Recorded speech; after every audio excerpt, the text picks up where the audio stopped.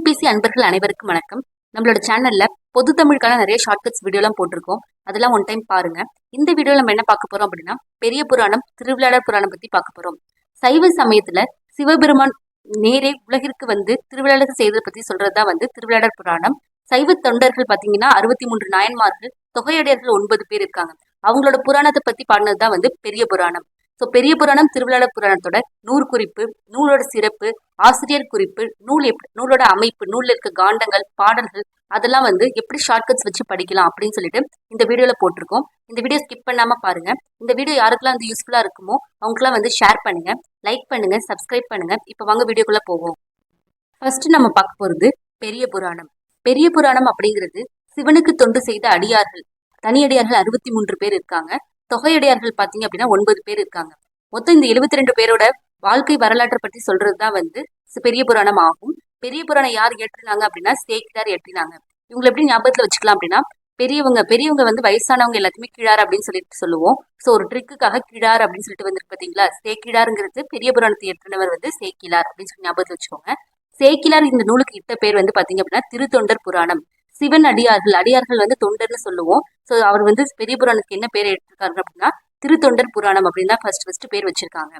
அடுத்து அவர் பெரிய புராணம் பாடும்போது தில்லை நடராச பெருமானே என்ன அடியெடுத்து கொடுத்திருக்காங்க, உலகெல்லாம் அப்படின்னு சொல்லிட்டு ஃபர்ஸ்ட் அடியெடுத்து கொடுத்தது தில்லை நடராச பெருமான்.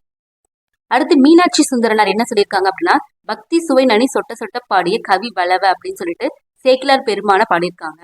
இவங்களை எப்படி ஞாபகத்துல வச்சுக்கலாம்னா, மீனாட்சி சுந்தரனார் சேக்கிலார் பிள்ளை தமிழ் ஏற்றிருக்காங்க.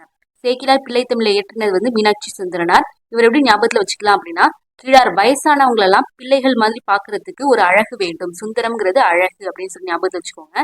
ஸோ மீனாட்சி சுந்தரனார் வயசானவங்களாம் ஒரு பிள்ளைகள் மாதிரி பாக்குறதுக்கு ஒரு அழகு வேண்டும், மீனாட்சி சுந்தரனார். சேக்கிலார் பிள்ளை தமிழ்ல தான் பக்தி சுவை நனி சொட்ட சொட்ட பாடி கவி வளவ அப்படின்னு சொல்லிட்டு பாடியிருக்காங்க. அடுத்து பாத்தீங்க அப்படின்னா திருவி கல்யாண சுந்தரனார் என்ன சொல்லியிருக்காங்க அப்படின்னா, உலகம் உயிர் கடவுள் ஆகிய மூன்றையும் ஒருங்கே காட்டும் காவியம்தான் பெரிய புராணம் அப்படின்னு சொல்றாங்க. இவங்களை எப்படி ஞாபகத்துல வச்சுக்கலாம்னா, திருமணம் ஆயிடுச்சு அப்படின்னா, கல்யாணம் ஆயிடுச்சு அப்படின்னா பெண்கள்லாம் என்ன எப்படி இருப்பாங்க அப்படின்னா, வீட்டுல இருக்கிற உயிர்கள் தான் உலகம் அப்படின்னு சொல்லிட்டு கடவுளை வழிபடுவாங்க அப்படின்னு சொல்லிட்டு ஒரு ட்ரிக்குக்காக ஞாபகத்துல வச்சுக்கோங்க. ஸோ திருவி கல்யாண சுந்தரனார் உலகம் உயிர் கடவுள் ஆகிய மூன்றையும் ஒருங்கே காட்டும் காவியம் தான் பெரிய புராணம் அப்படின்னு சொல்லிட்டு சொல்லியிருக்காங்க.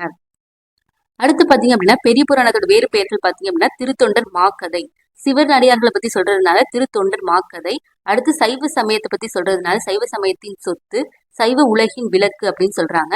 எடுக்கும் மா கதை, மாங்கிறது பெரிய, சோ பெரிய புராணத்தை சொல்றதுனால எடுக்கும் மா கதை அப்படின்ட்டு பெரிய புராணத்தை பத்தி சொல்றாங்க. அடுத்து நூலோட சிறப்பு பாத்தீங்க அப்படின்னா, தமிழ்ல இருக்கிற முதல் கள ஆய்வு நூல், இரண்டாவது தேசிய காப்பியம். இது ரெண்டுத்தையும் சேர்த்து ஞாபகத்துல வச்சுக்கோங்க. ஃபர்ஸ்ட் நம்ம களத்தை நல்லா ஆய்வு செய்யணும். ஃபர்ஸ்ட் களத்தை நல்லா ஆய்வு செய்யணும். அடுத்ததுதான் நம்ம காப்பியை இயக்கணும் அப்படின்னு சொல்லிட்டு தேசிய காப்பியம் இயக்கணும் அப்படின்னு சொல்லிட்டு ஞாபகத்தை வச்சுக்கோங்க. ஸோ ஃபர்ஸ்ட் முதல் கள ஆய்வு நூல், இரண்டாவது தேசிய காப்பியம். அடுத்து மீனாட்சி சுந்தரம் பிள்ளை தான் சேக்கிலார் பிள்ளை தமிழ் ஏற்றிருக்காங்க. சேக்கிலார் புராணத்தை யாரு பாடியிருக்காங்க அப்படின்னா உமாபதி சிவம். இவங்களை எப்படி ஞாபகத்துல வச்சுக்கலாம்னா, பெரிய புராணம் சிவனடியார்களோட புராணத்தை பாடினது சேக்கிழார். அப்ப சேக்கிழார் புராணத்தை பாடினது சிவன். சேக்கிழார் புராணம் பத்தி பாடினது சிவன் அப்படின்னு சொல்லிட்டு ஞாபகத்துல வச்சுக்கோங்க. சிவன் இது அப்படின்னு சொல்லிட்டு இதுலயே வருது. உமாபதிங்கிறது பார்வதி தேவி மாதிரி. சோ உமாபதி சிவம் அப்படின்னு சொல்லிட்டு வருது. பெரிய புராணத்தை ஏற்றிருந்த சேக்கிழார், சேக்கிழார் புராணத்தை பாடினது உமாபதி சிவம். சிவஞான முனிகள் என்ன சொல்லியிருக்காங்க அப்படின்னா, எங்கள் பாக்கிய பயனாகிய குன்றைவாழ் சேக்கிழான் அடி சென்னி இருத்துவோம் அப்படின்னு சொல்லியிருக்காங்க. சோ முனிகள் எல்லாமே பாக்கியத்தை பத்தி பேசுவாங்க, பாக்கியத்தோட பயனை பத்தி பேசுவாங்க அப்படின்னு ஞாபகத்தை வச்சுக்கோங்க. சோ சிவஞான முனிகள், இது பெரிய புராணம்ங்கிறதுனால சிவஞான முனிகள் எங்கள் பாக்கிய பயனாகிய குன்றைவாழ் சேக்கிழான் அடி சென்னி இருத்துவோம் அப்படின்னு சொல்றாங்க. பெரிய புராணத்தை உலக பொது நூல் அப்படின்னு சொல்றது யாருன்னா மீனாட்சி சுந்தரனார். மீனாட்சி சுந்தரனார் தான் சேக்கிலார புகழ்ந்ததுனால அவர் என்ன சொல்றாரு அப்படின்னா, பெரிய புராணத்தை உலக பொது நூல் அப்படின்னு சொல்லிட்டு சொல்றாரு. அடுத்து சேக்கிலாரை பத்தி பார்ப்போம். சேக்கிலார் பெரிய புராணத்தை அருளியவர் தான் சேக்கிலார். இவர் எந்த ஊர்ல பிறந்தாருன்னா குன்றத்தூர்ல பிறந்தாரு. இவங்களை எப்படி ஞாபகத்துல வச்சுக்கலாம் அப்படின்னா, கிழார் வயசானவங்களுக்கு எல்லாம் பாத்தீங்க அப்படின்னா உடம்பு குன்றி போயிருக்கும், கொஞ்சம் மெலிஞ்சி இருப்பாங்க இல்லையா, குன்றத்தூர் அப்படின்னு சொல்லிட்டு ஞாபகத்துல வச்சுக்கோங்க. அவரோட இயற்பெயர் பாத்தீங்கன்னா அருண்மொழி தேவர்.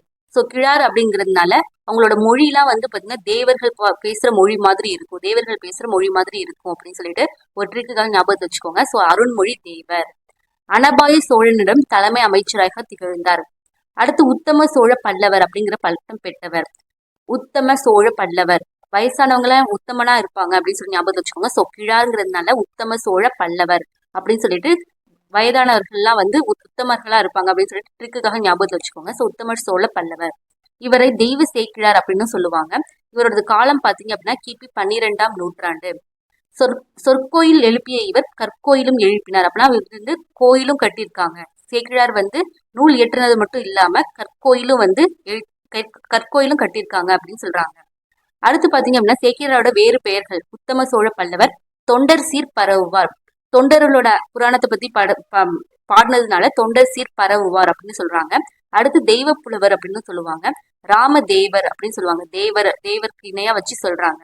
அடுத்து மா தேவடிகள். மாங்கிறது பெரிய பெரிய புராணத்தை சேக்கிழார தான் மா தேவடிகள் அப்படின்னு சொல்றாங்க. இவர் அனபாய சோழனிடம் அமைச்சராக இருந்தார். சுந்தரரோட திருத்தொண்ட தொகை இருக்கு பாத்தீங்களா, அதுதான் முதல் நூல் அப்படின்னு சொல்றாங்க. அடுத்து பாத்தீங்கன்னா நம்பியாண்டார் நம்பியோட தான் வந்து வழி நூல் அப்படின்னு சொல்றாங்க. நம்பியாண்டார் நம்பியோட திருத்தொண்ட திருவந்தாதி அதை தான் வந்து வழி நூல் அப்படின்னு சொல்றாங்க. சேக்கிழாரோட பெரிய புராணத்தை தான் வந்து சார்பு நூல் அப்படின்னு சொல்றாங்க. எப்போதுமே நம்ம பெரியவர்களை சார்ந்து இருக்கணும். சேக்கிழாரோட பெரிய புராணம் சார்பு நூல். பெரியவர்களை வந்து சார்ந்து இருக்கணும். சுந்தரரோட திருத்தொண்ட தொகை இருக்கு பாத்தீங்களா, சுந்தரர் ஃபர்ஸ்ட் வந்து அழகா இருக்கிறது. முதல் நூல் பாத்தீங்க அப்படின்னா குழந்தைங்க எல்லாம் ஃபர்ஸ்ட் அழகா இருக்கிற மாதிரி ஞாபகத்தை வச்சுக்கோங்க. ஸோ முதல் நூல் அப்படிங்கிறது சுந்தரரோட திருத்தொண்ட தொகை. நம்பியாண்டார் நம்பி. நமக்கு வழிகாட்டுறவங்கள எப்போதுமே நம்பணும். நம்பியாண்டார் நம்பியோட ஃபர்ஸ்ட் அந்தாதி இருக்கு பாத்தீங்களா, அந்தாதி திருத்தொண்ட திருவந்தாதியை வந்து வழி நூல் அப்படின்னு சொல்றாங்க. அடுத்து நூலோட அமைப்பு பாத்தீங்க அப்படின்னா 2 காண்டம் 13 சருக்கம் இருக்கு. முதல் சருக்கம் பாத்தீங்கன்னா திருமலை சருக்கம், இறுதி சருக்கம் பாத்தீங்கன்னா வெள்ளையானை சருக்கம். இது மூன்றுத்தையும் எப்படி ஞாபகத்துல வச்சுக்கலாம் அப்படின்னு சொல்றேன். ஃபர்ஸ்ட் 1 2 3 அப்படின்னு ஞாபகத்துல வச்சுக்கோங்க. 1 2 3 இது நடுவுல இருக்கு பாத்தீங்களா, இந்த மலை மாதிரி ஞாபகத்துல வச்சுக்கோங்க. 1 2 3 இதை ஞாபகத்துல வச்சுக்கோங்க. கைலாய மலை, சிவன் எங்க இருப்பாங்க, கைலாயத்துல இருக்கிற மாதிரி ஞாபகத்துல வச்சுக்கோங்க. இதுல 2 காண்டம் இருக்கு. அடுத்து இது வந்து 13 சருக்கம் இருக்கு அப்படின்னு சொல்லி ஞாபகத்துல வச்சுக்கோங்க. மலை திருமலை கைலாய மலை ஞாபகம் வச்சுக்க சொன்னேன். ஸோ ஃபர்ஸ்ட் முதல் சருக்கம் பாத்தீங்க அப்படின்னா திருமலை சருக்கம். அந்த கைலாய மலையில பாத்தீங்க அப்படின்னா பனிலாம் இருக்கும் பாத்தீங்களா, பனி இதுவா நொம்பி இருக்கும். ஸோ பனி எப்படி இருக்குன்னா வெள்ளை ஆணை மாதிரி இருக்கு. வெள்ளை ஆணை சருக்கம். இறுதி சருக்கம் பாத்தீங்கன்னா அந்த மலை முடிகிற இடத்துல பாத்தீங்க அப்படின்னா பனிமூட்டமா இருக்கிற மாதிரி ஞாபகம் வச்சுக்கோங்க. பனிகள் நிரம்பி இருக்கிற மாதிரி ஞாபகத்தை வச்சுக்கோங்க. ஸோ வெள்ளை ஆணை சருக்கம். 2 காண்டம் 13 சருக்கம். முதல் சருக்கத்துல வந்து திருமலை சருக்கம், இறுதி சருக்கம் வந்து வெள்ளையானை சருக்கம். நூல் வந்து 63 நாயன்மார்களையும் 9 தொகையடிகளையும் சொல்லியிருக்காங்க. பெரிய புராணத்தோட தலைவர் பாத்தீங்க அப்படின்னா சுந்தரர் தான் வந்து பெரிய புராணத்தோட தலைவன். நூலோட பெரும் பகுதி பாத்தீங்க அப்படின்னா திருஞான சம்பந்தரை பத்தி இருக்கும். பெரும் பகுதி ஞானத்தை பத்தி இருக்கு அப்படின்னு சொல்லி ஞாபகத்தை வச்சுக்கோ. பெரும் பகுதி ஞானத்தை பத்தி இருக்கு, திருஞான சம்பந்தர் பத்தி இருக்கு.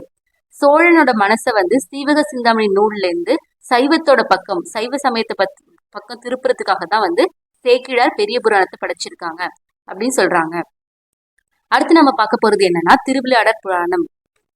திருவிளையாடற் புராணம் அப்படிங்கிறது என்னன்னா சிவபெருமானோட திருவிளையாடல்களை பத்தி சொல்றதுதான் வந்து திருவிளையாடற் புராணம். சிவபெருமான் வந்து தன்னுடைய அடியார்கள் மீதும் சிற்றுயிர்கள் மீதும் அன்பு கொண்டு அவரே பூலோகத்துக்கு வந்து செஞ்சதுதான் வந்து திருவிளையாடல்கள் அப்படின்னு சொல்றோம். அந்த திருவிளையாடல்களை பத்தி சொல்றதா வந்து திருவிளையாடல் புராணம். இது யார் இயற்றுனாங்க அப்படின்னா பரஞ்சோதி முனிவர்.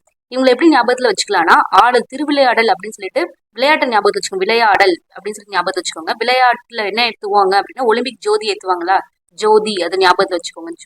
விளையாட்டுல வந்து ஜோதி ஏத்துவாங்க, ஒலிம்பிக் ஜோதி ஏத்துவாங்கல்ல, அதை பரஞ்சோதி முனிவர் அப்படின்னு சொல்லிட்டு ஒரு ட்ரிக்குக்காக ஞாபகத்துல வச்சுக்கோங்க. இந்த நூல் பாத்தீங்க அப்படின்னா கந்த புராணத்துல ஒரு பகுதியான ஆலாசிய மான்மியத்தை அடிப்படையாக கொண்டது. ஆடல் ஆலாசிய மான்மியத்தை அடிப்படையாக கொண்டு இயற்றப்பட்டது அப்படின்னு சொல்லிட்டு ஆடலோட சம்பந்தப்படுத்தி இதை ஞாபகத்துல வச்சுக்கோங்க. அடுத்து பாத்தீங்க அப்படின்னா மதுரையில் இறைவன் நிகழ்த்திய 64 திருவிளையாடல்களை பத்தி சொல்றதுதான் வந்து திருவிளையாடற் புராணம். பெரிய புராணம் வந்து 63 நாயன்மார்களை பத்தி சொல்லுது. இதில் பாத்தீங்க அப்படின்னா 64 திருவிளையாடல்களை பத்தி சொல்லுது. சிவன் செய்ததுதான் வந்து திருவிளையாடல்கள். அந்த 64 திருவிளையாடல்களை பத்தி சொல்றதுதான் வந்து திருவிளையாடல் புராணம். அடுத்து சிவஞான முனிவர் இருக்காங்க பாத்தீங்களா, அவங்க தம்மளோட படுக்கையில பாத்தீங்க அப்படின்னா பெரிய புராணத்தையும் திருவிளையாடல் புராணத்தையும் வந்து வச்சுதான் தூங்குவாங்களாம். சோ ஞானம் வரணும் அப்படிங்கிறதுக்காக முனிவர்கள் என்ன பண்ணுவாங்க அப்படின்னா தூங்கும் போது பெரிய புராணத்தையும் திருவிளையாடல் புராணத்தையும் பக்கத்துல வச்சுப்பாங்க அப்படின்னு சொல்லிட்டு ஞாபகத்தை வச்சுக்கோங்க. நியூ அமைப்பு அப்படின்னு சொல்லிட்டு பார்த்தோம் அப்படின்னா காண்டம் வந்து 3 காண்டம். இதை எப்படி ஞாபகத்துல வச்சுக்கலாம்னா விளையாடல் ஒரு விளையாட்டு இருக்கு பாத்தீங்களா, சாபூத்ரி அப்படின்னு சொல்லிட்டு சொல்லுவாங்க இல்லையா. சாபூத்ரின்னு சொல்லிட்டு ஞாபகத்துல வச்சுக்கோங்க. இந்த விளையாட்டை வந்து சாபூத்ரி விளையாட்டு. இந்த 3 இருக்கு பாத்தீங்களா, 3ங்கிறது தான் காண்டம் அப்படின்னு சொல்லி ஞாபகத்துல வச்சுக்கோங்க.